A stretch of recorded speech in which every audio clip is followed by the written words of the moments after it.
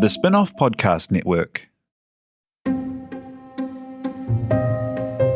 Tēnā koutou katoa, this is Toby Manhire with a bonus edition of Juggernaut, the story of the Fourth Labour government. The central, charismatic, enigmatic, paradoxical heart of the Fourth Labour government story is, of course, David Lange. Few people knew him or worked as closely with him as Ross Vintiner. Vintiner was Press Secretary to Lange as Leader of the Opposition from 1983 and Chief Press Secretary to Lange as Prime Minister from 84 to 88. Ross, who these days lives the bucolic dream, running an olive grove in the Wairarapa, has written an engrossing essay for the spin-off, which you can search out. It's headlined The Lange I Knew. It's well worth a read. I also interviewed him, though too late to get into the series itself, which is entirely my fault. We thought the next best thing, maybe a better thing, was to release the interview as a whole. If you've enjoyed the series, I'm pretty sure you'll enjoy this too. There are some properly fascinating insights into Lange and the world of the ninth floor across those wild years. I began by asking Ross about his first encounter with that singular figure, David Lange. So I first met David Lange in 1981. I was employed part-time as a publicity officer for the Labour caucus, and part of my job was to service those members of the caucus and to raise a profile of the caucus. Bill Rowling was leader, David was deputy leader, and he was also spokesperson for Justice, amongst other things. So I first met him in that early 81 period. He was out of favour with the Labour Party, and so he was a very cautious person when I first met him. I met him over a draft press statement, which was on a justice subject, which I can't remember, but he was amazingly. I remember going down a corridor which was colloquially called Siberia because it was a long way away from everything else and certainly separated from his leader. And there was David on this huge chair and anticipating my arrival, but very quickly read this press statement, then just put it down the desk, and we talked about other things, and he circled the room with his eyes, etc. And finally, we got around to the press statement.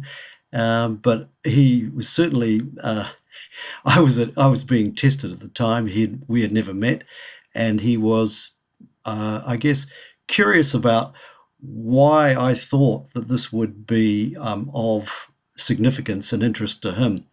And I have to say, I was somewhat trepidatious about the whole process, but we got through it, and he crossed a paragraph out and released the statement. He got some coverage, so he was pretty pleased.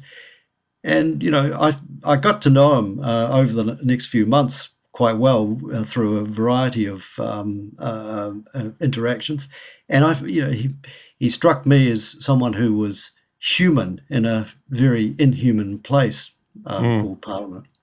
So that's how we first met, and that's how and we developed a relationship.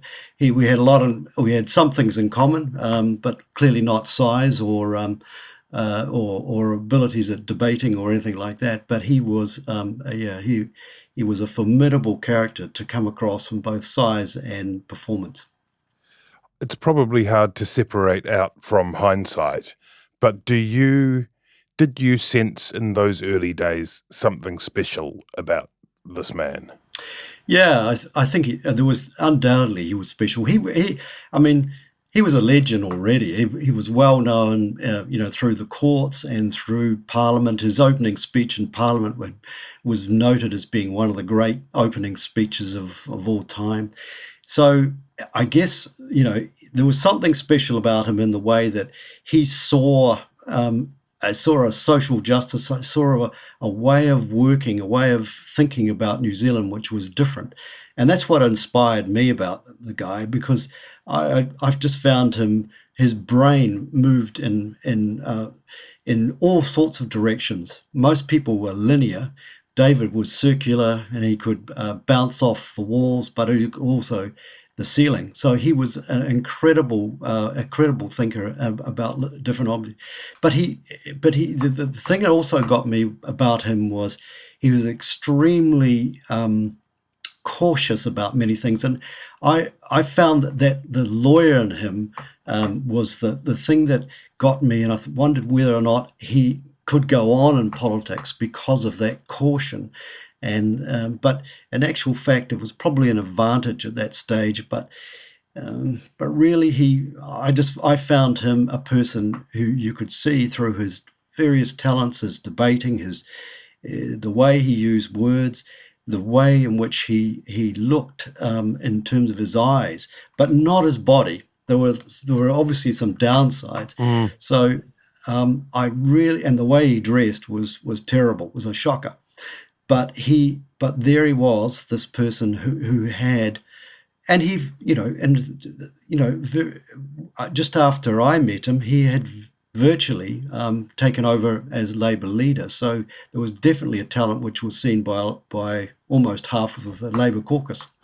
And did you have conversations with him about his image, about his appearance? I mean, the term spin doctor probably didn't exist then, No. But did you start to play a role in that area?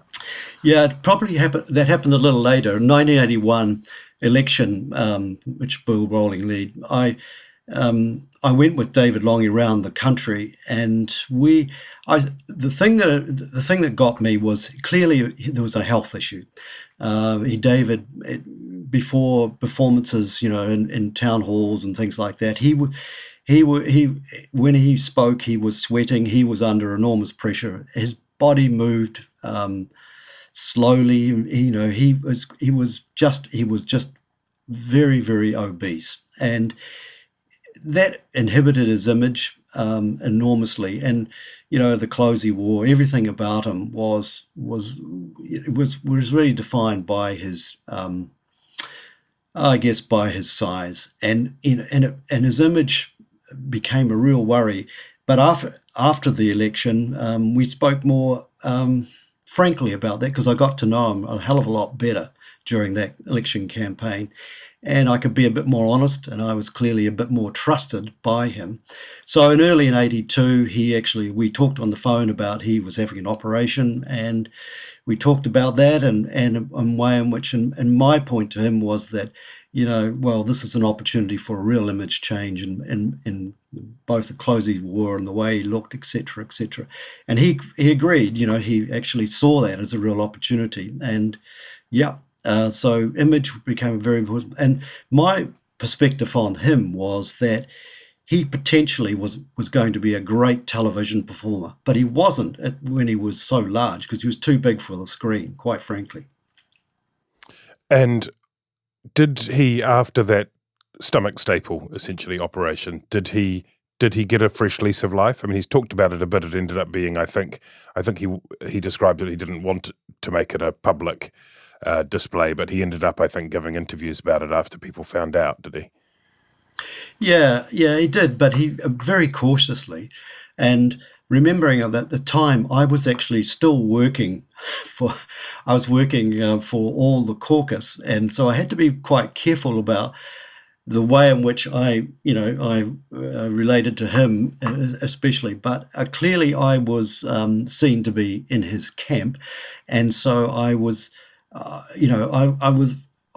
guess I respected the fact that he wanted to be private, and he didn't want a lot of chat about what had happened. But quite frankly, what happened was that it was just his performances and his appearance, and people saw a change in him. He had a spring in his step, and I remember he asked me to write a speech for him on the environment, and which was a real interesting topic as far as he was concerned. And and he gave that speech, and I watched him give that speech with a new kind of presence on a stage, and also his confidence grew enormously because he was far more attractive as a person, and he could sense that, and he could feel a better reaction to him, because people could see that he was healthier and he was heading somewhere, and people looked at him as a potential leader, whereas before they wondered whether or not he's going to live. Let's fast forward to 84, and David Lange is the leader. and on, I think, the evening of June the 14th, Robert Muldoon decides to call a snap election in a very dramatic circumstance. What are your memories of that day and that night? Well, we had anticipated that night, and I was working with David. We'd gone through a campaign for the regions earlier. We'd prepared a draft campaign, and we were pretty much ready. The Labour Party, not so much, and the policy certainly not ready. But in terms of David's campaign, we were I think we were 80% there. And so that night when he called it, I was actually at home. David called me and back to the office. We went back there, and there was a number of MPs in the office, Richard Prebble and Geoffrey Palmer, etc. And Geoffrey Palmer eventually, because he was at Government House on that night. And I think it was actually a relatively easy transition to put your head around an election campaign because I think David was, he was ready to go, and Muldoon miscalculated. I mean, it's the classic explanation for all this. He has his drunken night and Marilyn Waring as the excuse. We knew for some time that he was unable to manage an economy, let alone a caucus, because he was in deep financial trouble as well as political trouble. And it wasn't just Marilyn Waring crossing the floor on Richard Prebble's private member's bill on nuclear-free New Zealand, because that failed. So that couldn't really be the total excuse for why he was calling that election. I think he called that election because he knew the economy was dead, and he was going to go down with it, and he couldn't put a budget together. And he couldn't put a budget together. The guy was finished in many ways, and he knew it. And the fact that he got drunk and called it, he played a high card, and he blamed Marilyn Waring. I think it's a very a very unsatisfactory explanation that he gave to blame her, because he really his problem was far more fundamental than that. And anyway, he had the services of two ex-Labour MPs who were basically going to support him. What do you remember of that campaign? There was one moment that people talk about as the Christchurch Town Hall launch as being a moment when Lange went up a level. Were you involved in that? Yeah. So Brian Edwards and the television maestro and myself. So Brian had been doing some media training with David, and he was extremely helpful in that regard.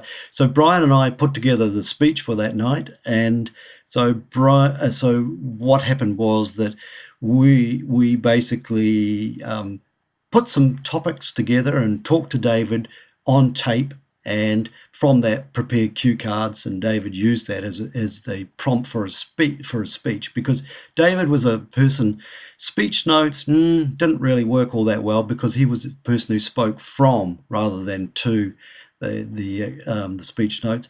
So he got up there that night, and he was inspired by the whole event. He knew that it was up to him, and this was his moment to shine. And so he gave what is generally regarded as probably one of the best opening election speeches in modern history. And it was designed for television and also the local audience. And somehow, he framed it in his own particular way and did it and spoke from the heart as well as from the head. And he did it. He achieved an enormous as you say, a step up in his performance on that particular night, and his confidence grew from that very moment. And the rest of the campaign was pretty much a breeze from then on. Yeah, he had momentum, he had confidence. It's so fascinating to listen back to archive of him on that campaign. He just has the command of the moment. He just seems to be It's just like nothing that we we hear in election campaigns these days. That's right. And I think that, and this is a person who probably only 18 months ago, prior to that election, was, I would say, intimidated by Muldoon, because people forget how intimidating he was, because and it was, it was largely, I think, David's confidence to actually say, right, I can beat this guy, I can actually win. And I think that he himself was going through those changes, and it was he prepared? Was he ready to be a prime minister? Yes. The answer that in that campaign was he was ready. And Labour Party, were they ready? Well, a little bit, but and certainly the kitchen cabinet, the potential cabinet was ready, but was the wider Labour Party ready? No. But he was, and he actually had the belief that he could take them with him. And he was determined, or you collectively as the strategic nucleus of the campaign were determined not to rise to the Muldoon bait, right? To hold a kind of statesman-like line. Yeah. I mean, I talked before about the campaign for the regions, where we turned it all around. It wasn't, it wasn't just an attack on Muldoon and sort of petty politics or party politics. It was actually going out there, listening to local body politicians, listening to the Chambers of Commerce, all sorts of people like that, but turning it around when when he was speaking, he was actually saying, this is what I believe a new New Zealand could actually be all about. And it was and he talked about the son of a railway worker who got a PhD, et cetera, et cetera. This is aspirational stuff. It's not about something that is just, just putting your opponent down. And I think that's what confused Muldoon. He just couldn't work out what Lange was up to, and I think he misplaced. He thought that basically Lange had lost it and lost support out there. And Lange's poll ratings this time were actually pretty flat. And despite the fact that people didn't like Muldoon increasingly, they actually didn't have this big acclamation for Lange. And so that's why I think Muldoon thought, right, let's go for it and call it. But, as we know, I mean, Lange's strongest point was always talking about, and sometimes often ecclesiastical terms, about this hope and this almost this nostalgic New Zealand, the 1950s, that could come back but actually be in a new frame of what he called jobs yet invented, or a whole new style of New Zealand, which was very inspirational, I think, to particularly people in provincial New Zealand. Remember, we've first past the post, you have to win provincial seats to win an election. And, even the people of South Auckland felt inspired as the people, from Southland felt inspired about that sort of style. It was a very different approach to having charts and insulting your opponent on every occasion. And it all came, I suppose, to a climax of sorts in that debate, the one-on-one debate. Ian Johnston chaired it, and that incredible ending where Lange sort of tries to hold out an olive branch and says, there's a role for you, which is kind of a mixture of rising above but also condescending. And then Muldoon comes back with that line, I love you, Mr. Lange. Tell me what it was like to behold that. Oh, it was wonderful. And, and the backstory to that is very simple. In the afternoon we prepared, and David wasn't a big preparation man. This wasn't Joe Biden preparing 1,000 times and getting very tired. And David was far too smart for that. What happened was we went through what Ian Johnson had supplied, sort of the topic areas, and we went through those, and it was all fine, but this was not, we knew it wasn't about facts and figures and et cetera, et cetera. And again, it was more about inspiration. And the debate actually, there were some challenges in that debate. And as in the car going out there, I could feel David actually getting quite tense about the thing because there was issues around his views on nuclear policy, etc. And I said, well, one of the things that gets me about, why don't we just move on to the next stage? That you're already in government, and just thank him for his services and move on. And it was kind of like a throwaway line that, and little did I know that in his head there was a cogitation going on and a reframing of that issue.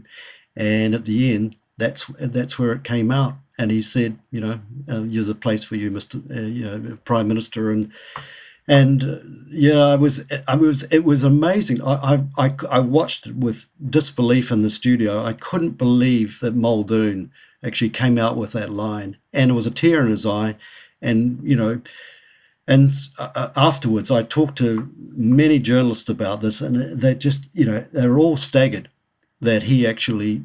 And no one could understand exactly what he meant, but one of the saddest things I've seen in politics is that here's Robert Muldoon and Thea, his wife, walking down the wide corridor of Avalon Studios, and they were walking a long way apart, and it's sad almost to see them saying goodbye. There's the image of goodbye Muldoon. And so clearly there was no way back for Muldoon after that, but he didn't give up power easily, and we know what happened in those days after the election victory in 84. Another moment where it seems as though Lange again took a step up was in that period, which he later described as exhilarating. On that day, you were there when Richard Harman interviewed Robert Muldoon out at Vogel House, brought the tape back, played it to you all, and Lange responded. Can you tell me about that day? And am I right that David Lange went up another gear at that point? Yeah, I think that was there was a day that it was clearly tense, and look, we had in the old Parliament buildings, we had the opposition wing was sort of sealed off, and Richard Griffin, who was the chair of the Parliamentary Press Gallery, I went and spoke to Richard and said, look, can everyone just, we're in a difficult situation here. We can't comment for a variety of reasons, but primarily. And I got Richard to come and talk to David himself, and he explained it, etc. So the day was tense, and it was tense also because we had George Shultz hanging around, etc. Yeah. The whole thing was very, very much. It was extremely difficult day, and when Richard Harman actually. He called me and told me, that he was going out to see Muldoon and was going to do an interview, and so I said, well, just tell me when you come back. Just tell me what you've got, and away we go. So, David, and I guess David, who had particularly good instincts, felt this is where the game was. It was really where it was going to either. He was going to win or lose this game of bluff with Muldoon, because Muldoon was just intransigent. He was refusing, I should say, he was refusing to devalue. He remained the Prime Minister in office. Yeah. Lange hadn't been sworn in, and he said, Lange should stand up with me and announce that we won't devalue. That's right. I mean, traditionally and in conventional terms, an incoming government can instruct an outgoing Prime Minister. And the Prime Minister usually and their outgoing cabinet will respond and do it. But it's a convention. It's now in the cabinet manual, but it wasn't then. So, look, basically that night unfolded when we went down to Richard Prebble, and I and David went down to the Beehive studio and looked at the Muldoon interview with Richard. And David was, I think, this was just, he had reached a point of no return, and he stepped up, and the rhetoric really went full bore, and that was, he knew. And this is where the court lawyer, the person, it's almost like the finals. It's like the closing argument, where he knew they had to pummel him. He didn't know that Jim Macleay had been struggling away at the same time with Muldoon, etc. But it was pretty obvious that was going to happen. But I think where David's attitude was, look, let's go for it fully. And Richard and I were both, really encouraged him to really go for the bully, and he did, and he nailed it. And then in those first months, Lange was extraordinary. He was, you hear people talking about his command of press briefings, of cabinet meetings. It was like the greatest show on earth. Tell me about that time when he seemed to hold the whole press gallery in the palm of his hand somehow.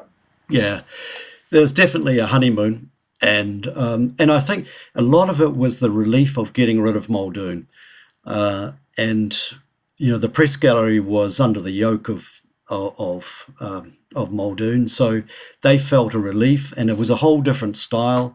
My approach as chief press secretary was to be pretty open, and to share in those times. It was also during the campaign, David had talked about consensus, and it was trying to, I suppose, bring a country back together.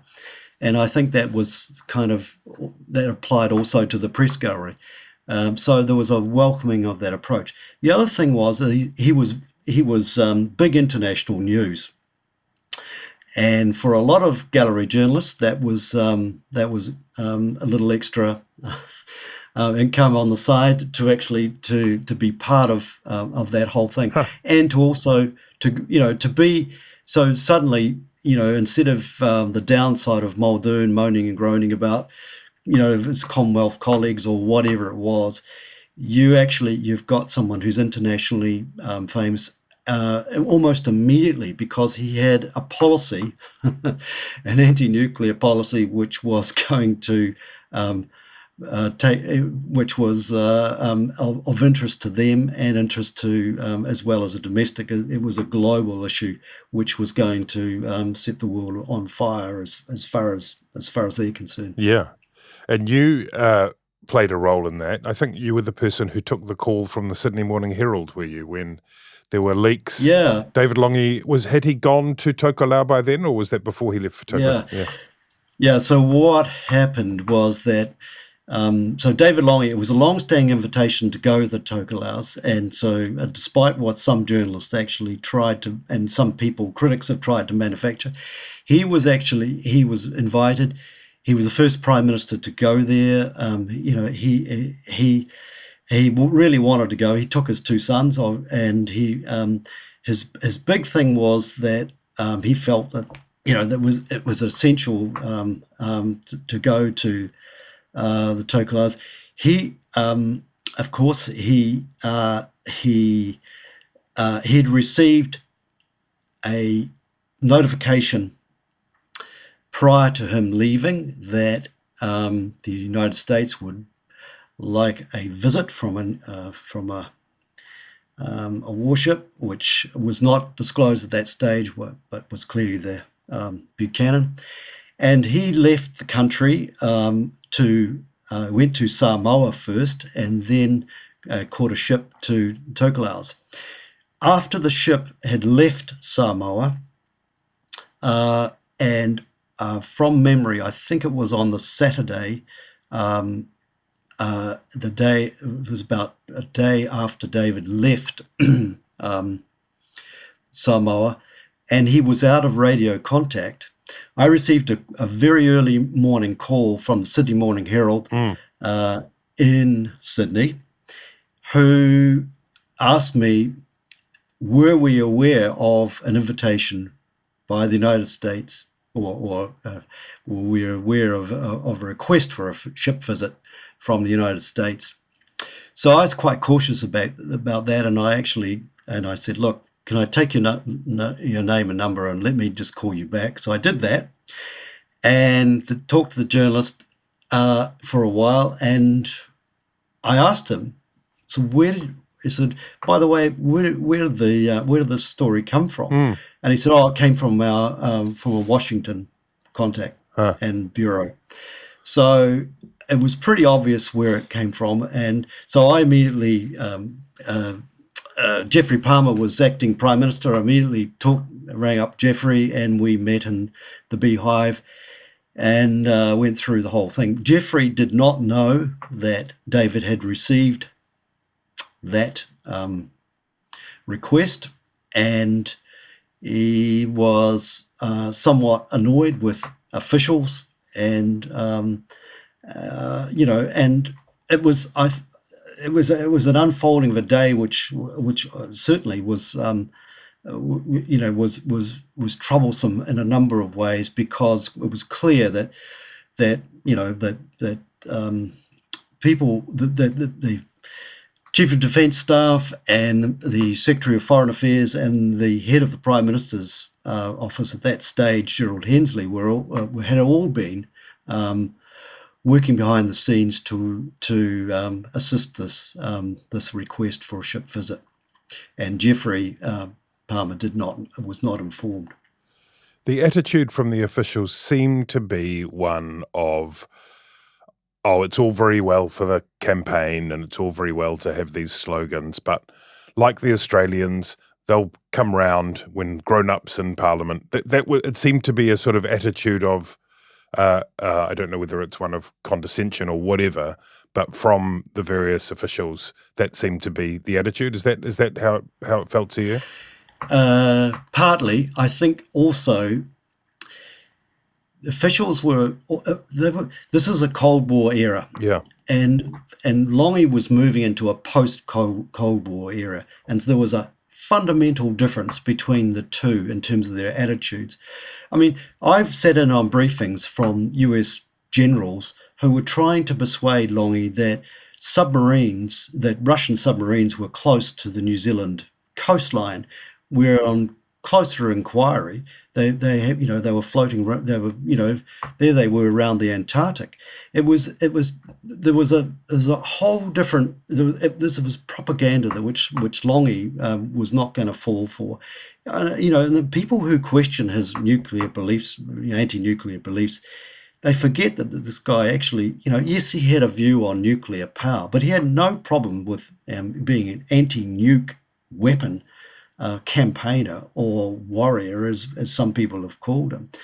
And so he had a difference with he wanted a compromise that could keep ANZUS and also get a ship visit if possible, given New Zealand's perspective. Where his critics get it all wrong is that they somehow think that he was flaky on nuclear arms, which he never was. And he was prepared to go into battle with the United States over that. The point, I think there was a major problem with the official advice around the fact that it relied upon trust me, because the Americans would neither confirm nor deny the presence of nuclear weapons at the time. So it became obvious that if Lange was to go out to a press conference and say, well, that ship is coming in and I believe that it doesn't have nuclear weapons on board, that's a trust me situation, which in my view, as his strategic advisor, I thought was intolerable. And there's no way that he could actually survive that, or another leader of another party could survive that. So if you put that in legislation, or whatever you wanted to do, a trust me situation, it couldn't. It was non-sustainable. So this kind of explodes in the public domain following that Sydney Morning Herald article. Palmer is the one who's fronting in Lange's absence. Lange is blissfully incommunicado. Palmer, of course, is being lobbied by the party and by anti-nuclear groups, and he's also legalistically minded, which probably had some role in that. You jump on after talking to Palmer, you jump on a plane to American Samoa with the telegram from Palmer, and you're the one who has to go and fill in Lange about what's been happening in his absence. Yeah. So that was kind of, so Jeffrey Palmer asked me to go up there and to take a variety of correspondence, including his own interpretation of Franco Flynn's advice, who Franco Flynn being the Minister of Defence at the time. And so, and also a number of different letters from from various members of the caucus, and also to take up, a range of public opinion expressed through media. So I went there. I went up to American Samoa on the Boeing 727. Landed there. I stayed the night. The next day, met David Lange. He came on the Avondale back to Pangapango, and so he avoided me at first because he knew that this was not going to be an easy conversation. We got on the plane, went up the VIP section, and we basically had a very frank discussion. And it was he read Jeffrey's advice, and he agreed with it. And at that point, we had a very frank discussion about. It was a bit like a discussion we had way back in terms of image, and it was that coming of moment discussion that David said, well, what's your view on where we sit? And I said, well, public opinion has clearly shifted, and Labour Party, you know what the Labour Party view is. I mean, he looked at me and he looked at a letter from Jim Anerton, and Jim Anerton basically said, well, I'm out of this party if this ship's not banned, etc. And David Lange said, well, I think I might let the ship in. But so, the point is, I guess, that we that followed a discussion where I said to David, look, this is the opportunity of a lifetime for you. You came into politics with certain beliefs, certain ways of thinking about all sorts of social justice. Isn't this the time for social justice writ large, internationally, etc., etc.? I went on, this discussion goes on and on. He sat there, he didn't say very much, he absorbed it, and then after a while got out of his seat and wandered round to the plane, came back, and as we came into landing in Wellington, he said to me, that'll be fine, it'll be all good. And and it was, and it was a tricky situation, but I really think, with Palmer's advice and a lot of urging from me, and he went into that cabinet meeting straight away. He didn't, and this is a point where Michael Bassett and others say he must have been influenced by some Labour Party person or somebody else. He went straight into that cabinet meeting. He wasn't influenced by anyone else. He basically made up his mind on the strength of the argument and the fact that he knew as a court lawyer he could not actually make a case in the public that would be a trust me situation in all situations. And remember, the Americans were not going to give up. They were going to send all sorts of ambiguous ships. I mean, even if they sent sort of a Oliver Perry non-nuclear class ship to start off with, they would soon test that policy and test it fully, as is through documents which were released later. It's very obvious that their opinion was to break that policy. They didn't want that policy. They talked about it as a New Zealand disease. So we had this episode, the Buchanan episode, and then there was the Oxford Union speech, and then the Rainbow Warrior sinking. All of this is within 1 year of that election. It was remarkable to me looking back on it. Meanwhile, all of this incredible upheaval and radical reform in the economy, that the November budget, a range of other things, that first year of government, boy, I'm surprised you all didn't die of exhaustion. It must have been, was it invigorating? Was it exhausting? Tell me about that year. Yeah, it was definitely exhausting, but people were riding on adrenaline, Yeah. And I think there was so much change. And remember that financial and constitutional crisis had from day one set people up, certainly in terms of my role and what you did, because it never stopped. It never stopped from that. And in those days, those few days in the Mangere Hotel, just it basically got you on edge. And people, the thing is, if you win an election, you're all fired up and everything. But we didn't have time to celebrate because we knew the economy was completely shot. We knew we were going to have to do something. Then you have the financial, the constitutional crisis. Then all these other events follow, and you're basically match fit for anything that's going to come along. So it was exhausting, but I think that the cabinet itself was, completely. They were fired up in terms of what they could possibly do, and like most governments, they usually have a bit of a slow start and then develop some momentum. Well, this one was, day one it was off and ready.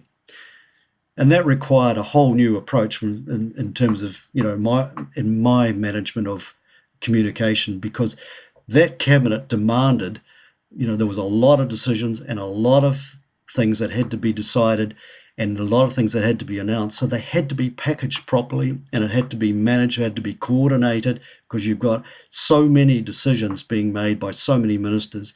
And also, a lot of those ministers had never been they'd never worked in a government before, so it required a new form of discipline, and that's what we had from pretty much very early on.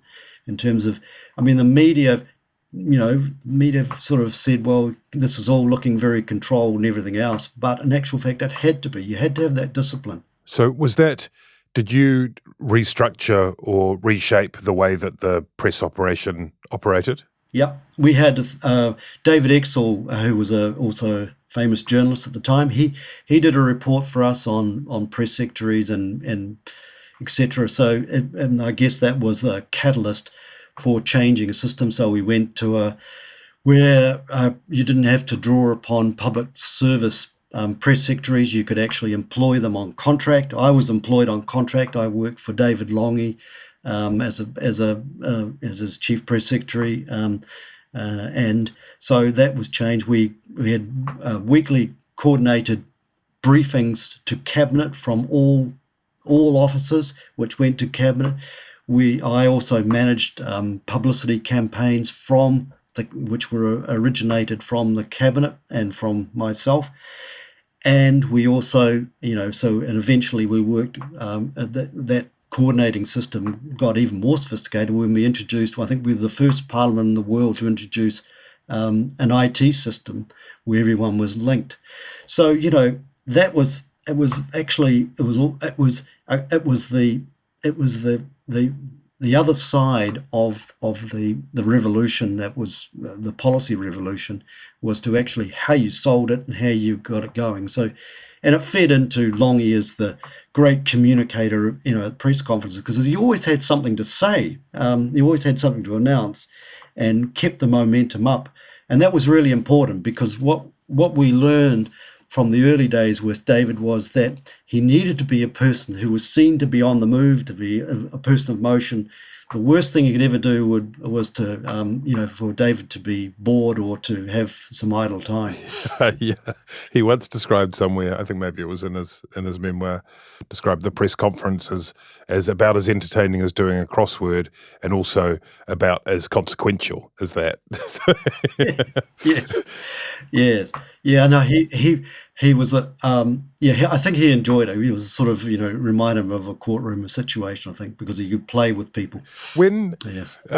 Of course, the relationship, the troika, the Roger Douglas troika with Prebble and Kegel was going full steam ahead.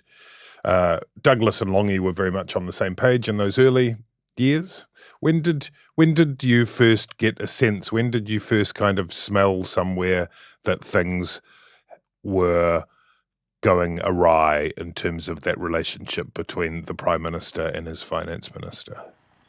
So at the end of 1986, which is about 1 year out from the 87 election, Roger started to think about the next phase. It became, a lot of these changes that were happened during the first term, they were hurtful to some sectors. And so Roger and his crash through approach was that you didn't slow down change, you actually increased it. And so at the end of 86, he began to think about the next phase of the changes and what they would actually be. And so that became a point of interest as far as Lange was concerned, because David more and more at the end of 86, beginning of 87, he started to think about the election and election campaign. And his thing was, well, hold on, people are hurting out there. I mean, remember, he's the MP for Mangere. So these people are, they're actually reporting to him on a regular basis about the pain, some of the discomfort in their lives and also their future. So what he really wants is to look at a second term, which is more about a social dividend. What is the payback to these people for enduring 3 years of pain, if you like? And things. Lange was aware that GST disproportionately affected those on lower income. So, and a number of those changes, the whole deregulation was where was the payback for these people? And so his point was very much, look, the second term will be about that. Roger's point was, no, well, you can go for the payback, but to pay for that, you need a faster pace. You need more change and more economic change, and that, in David's mind, increasingly during 87, became a point of difference between the two. And, like, for example, the Royal Commission and other, on social policy, all these sorts of approaches were showing that you needed to make more reform in the social areas to improve people's lives and income and their well-being. So, and it all came to a head more in the election campaign of 87, when it certainly I became aware that Roger's office was preparing a couple of speeches around the pace of change, economic change in the second term, and that became a real issue, particularly between the two offices, because we had, I was in charge of that campaign, and certainly that was not in the script. It seemed as though there was a subtle but large difference in terms of the framing of this idea of we're halfway through, or finish the job, where Lange's version of that, and I'm thinking probably yours, was the second half of the job is providing some succor, some protecting people, whereas Douglas's idea of the second half of the job was the same as the first half, but going further and further and faster. Yeah, it was further and faster, and Roger started developing this idea of the flat tax, etc. And it became obvious that things like the ideas like this and moving faster just weren't going to cut it with an electorate. I think the 87 election campaign, it was a landslide, another landslide victory to Labour. It increased its majority, the only time they've ever done so since the Second World War. That was an acclamation of that, yes, but I think that David Lange's critics were at the time, and they were starting to emerge. It was the old fish and chip brigade. They clearly were falling apart a little bit, because the accusation was that David was no longer their man, their spokesperson. He was actually starting to think for himself, and he was really a person who was blessed with imbued with the whole idea of social justice. How could you actually go and talk about that and talk openly on the campaign trail about a new world of where social justice and where people through education and welfare, etc., could actually can get ahead, and at the same time that you were actually, you were going to endure more pain, and that was just too much, I think, for for David, and and Roger knew what the election campaign was going to be about. So it just seemed to be that it was almost like there was a parallel universe being developed here. Yeah. And so thankfully that didn't come out in the campaign, because we managed to stop that. But but it was one of the major risks that I saw during that election campaign, and it was a difference between the officers, which actually got worse after the election because of the flat tax debacle. The thing is, I disagreed entirely with the letter writing which went on between the 9th and the 6th floor. I think it was a stupid way of doing it, and I said so at the time. But the letters continued, and so did the dispute, it was obvious where the end game would be the destruction of both people, rather than ever getting back together. One of the things that I still can't quite grasp or understand, I suppose, is after the share market crash, following the election, the share market crash, and then there was a fresh push for this flat tax package and the guaranteed minimum family income and all that, which Roger Douglas got through cabinet. I still can't quite understand how he got that through cabinet. How did he do that? I mean, there was some pushback, but they approved it. Then they all rocked up there on stage at the Beehive Theatre, 7 of them, and announced it. Okay, so it was approved as a proposal, and so cabinet can do a variety of things, and one of the things it can note something, or it can it can be for further discussion or whatever, or you can approve something. But it was approved for further work to go into it, and that's the way, that's the way it got through. And partly to my shame, I was the one who organised that look on the stage of unity, because it was required that we do that. But it was, I think what happened was the perception that the flat tax was going to happen. It was going to be inevitable, and I think in Roger's mind it was inevitable that some form of or a flatter tax would actually take place. But a lot of the work had not been done.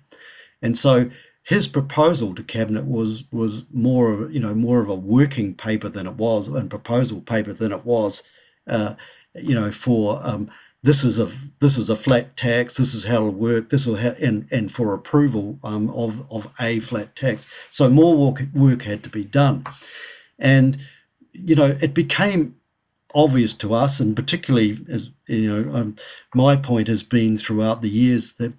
It was Brian Gaynor, the late Brian Gaynor, who was part of the advisory group. And Brian's point right from day one was that this would disproportionately impact upon lower income people, and would not help them, despite the fact that Roger would put in safeguards around minimum wages, etc., etc. It just had all the hallmarks again of hurting those people down at the bottom. And so Lange unilaterally, as he later described it, killed it.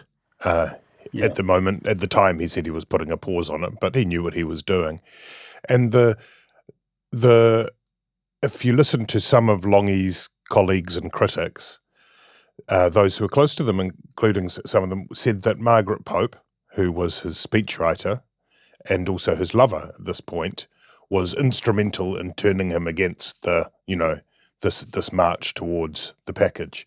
What is your what do you say to that?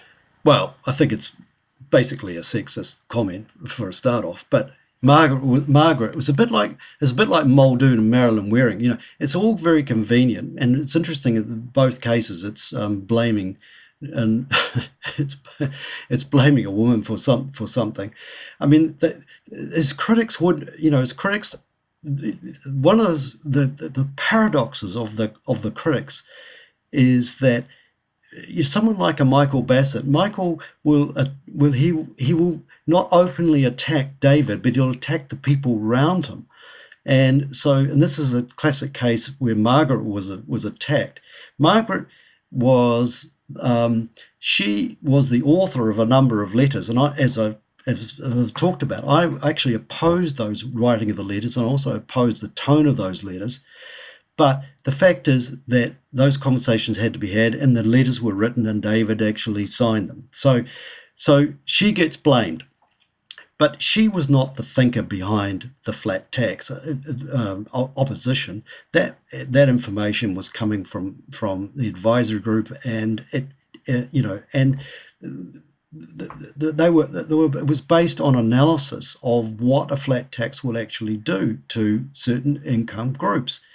And so to blame Margaret for it was the fact that she was doing a job, as she was, she was translating David's thoughts into words, is a very convenient excuse, to blame someone. The fact that she happened to be, having an affair with him at the same time was even more convenient.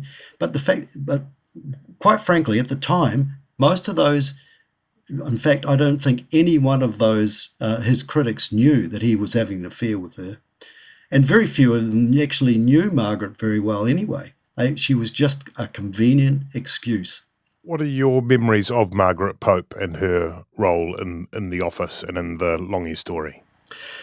When I first worked for David Lange full-time in 1983, later on, she came to work in our office as she was an advisor, and she's a very competent person. She is I used to do all the speech writing, etc. at that stage, and then when she took over from that role, which I welcomed, when she. And she did that role with him as Prime Minister. I thought she did a very, very good job. And Margaret's a good thinker. She is, but I think as she had very little to do with the cabinet or a lot of the caucus, and so she would be to their eyes a backroom person, and but. For David, I think, she listened to David. She was someone who had strong views, but I don't think, and if you ask me whether or not she influenced David, I think she listened to him. I think she commiserated with him. I think she sympathized with him. I think she was his lover. She was his friend, and she was then his wife and the mother of his child. She was someone who she clearly liked David right from the start, and I think she helped him in a number of ways. But it is, but did she exert undue influence? No. David took advice from very few and only trusted people, and she was one of them. But she was only one. She was one of those people. But there were others, and I think also, there's a lot people. The fact is, unfortunately, I was a person who knew about the affair and talked to David about it. It's and probably one of the most difficult conversations I've ever had with anyone I've ever worked with. But, the fact is he obfuscated, but he knew how I felt about it. It was a huge risk, and it was to him as Prime Minister and particularly with his colleagues. And I said one of the points I made to him very clearly in that conversation, your biggest risk is not just the public, but it is with your own colleagues. And, and he acknowledged that. And it turned out to be exactly what happened. When and why did you decide it was time for you to do something else? Well, as I said before, I managed the 87 election campaign for David, and it was very difficult. It was a difficult time. It was extremely tense because of the issue around Margaret, the issue around Roger, the issue around just risk generally. It was a tough campaign, and we managed it from the ninth floor. The Labour Party, David didn't want them fully involved, so that was a lot of pressure on me, as well as trying to organise this thing as well as run it and keep him. And he was tense during that campaign for a variety of reasons, because of his marriage and also the fact that he knew that he had this issue with Roger, etc. So it was all sitting there. Plus there were rumours running around about him, and which we mainly quelled. And so it was a tough election campaign. Quite frankly, by that stage, I was exhausted. And so after that election, I stayed on. We went off to Choggum in the Bahamas with David. And at that point, on that trip, I decided that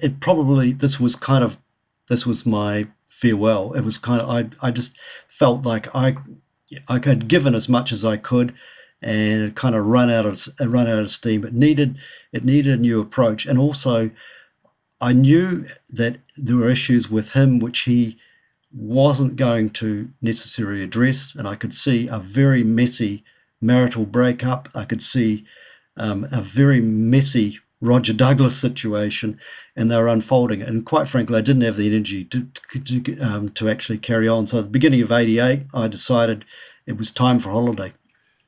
Can I ask you about Lange and his sort of philosophical underpinning? You had a lovely phrase you used in the piece you wrote where you said he felt social justice without defining it. Can you expand on that?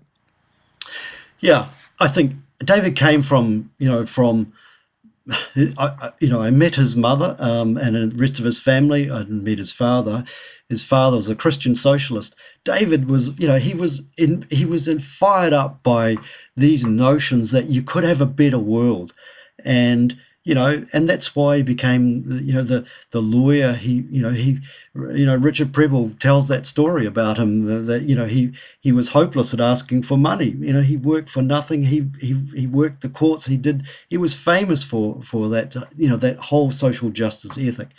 And when I met him, the thing that really impressed me so much was that the social justice sort of side, and that should extend not only to from the courts. It should be an economic as well as some sort of dividend out there that people actually who work hard should get rewarded for it in a similar sort of way that those privileged people do.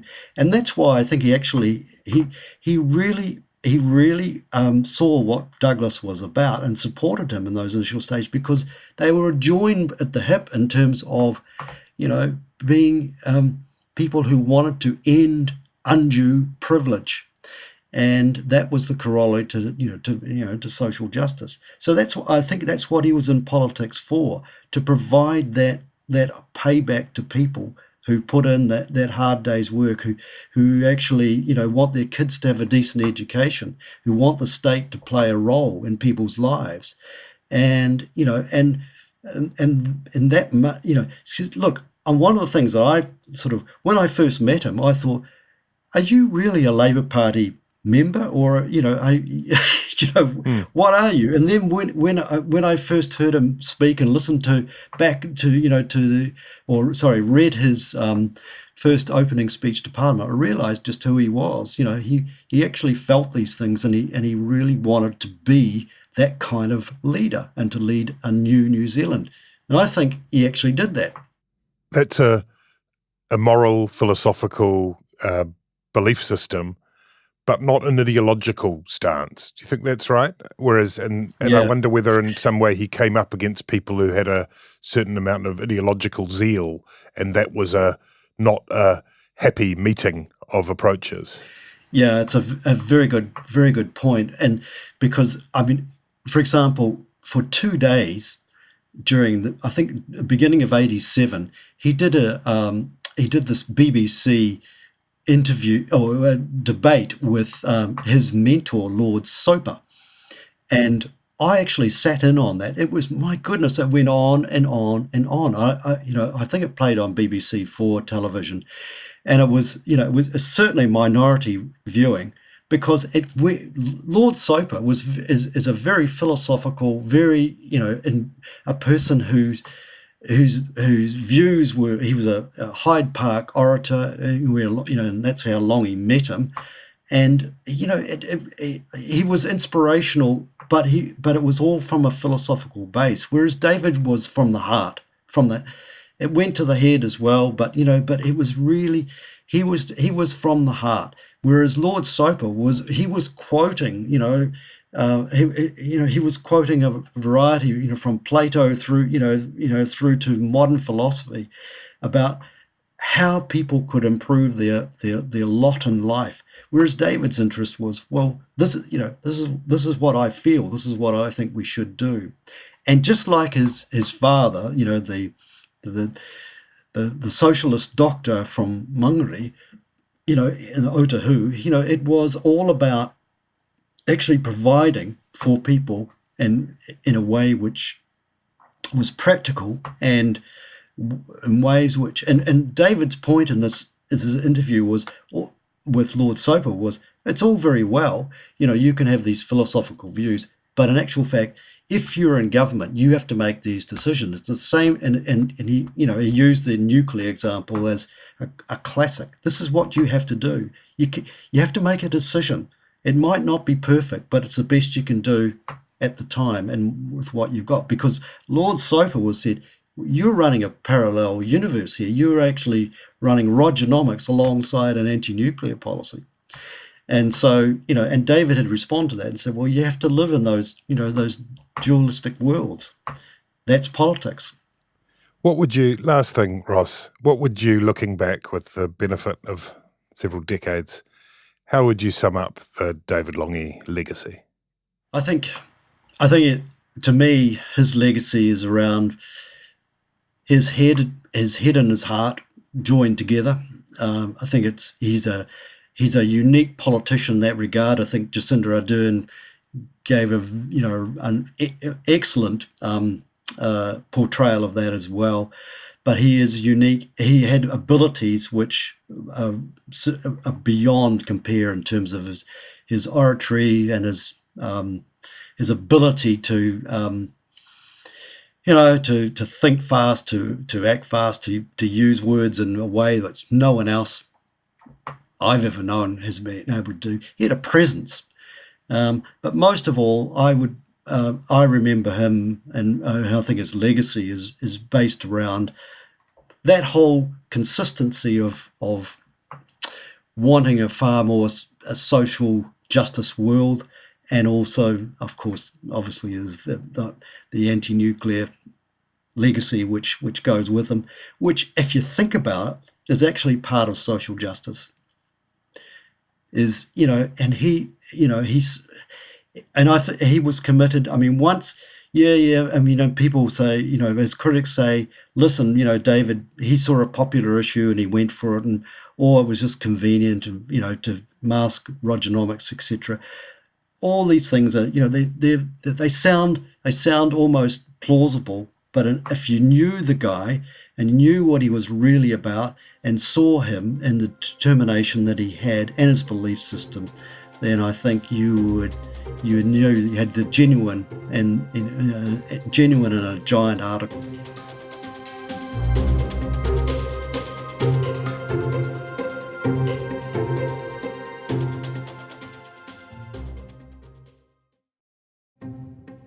Kia ora, this is Toby Manhire. Thank you for listening to Juggernaut. I hope you're enjoying this series. A lot of work from a small but talented group of people went into making this podcast, and we're extremely grateful to New Zealand On Air for supporting the project. It also couldn't have happened without the support of our members. If you like what we do here at The Spin-Off and would like to see more projects like Juggernaut out in the world, then please consider becoming a Spin-Off member. Visit thespinoff.co.nz/members to help us do more of the work you value. For Tamariki, a bed isn't just a piece of furniture. It's a place to dream and grow. But 1 in 10 kids in our poorest communities don't have a bed of their own. Donate to Variety today to help give them a warm place to dream. Head to varitywinterappeal.org.nz to show your support. The Spin-Off Podcast Network.